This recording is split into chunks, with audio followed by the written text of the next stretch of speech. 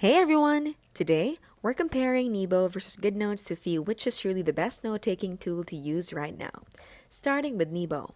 What makes it stand out is its live handwriting-to-text conversion. We can literally write in cursive, and it instantly transforms into typed text that stays editable. Nebo also handles math equations and diagrams better than almost any other app, making it a greater fit for technical users. On the other hand, GoodNotes 6 is more about the experience of digital handwriting.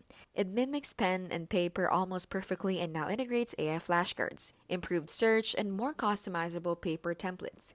It's built for people who enjoy the act of writing and organizing notes visually. Where Nebo shines is productivity, especially if we like clean, converted text and quick reporting. But where GoodNotes shines is flexibility and a natural writing flow. So which one should we choose? If we're professionals, engineers, or anyone who needs precision with math and text, Nebo may win. But if we're students, creatives, or just love digital handwriting that feels natural, GoodNotes still holds the crown. This has been How to Literally, where we keep things smart and simple and scam-free.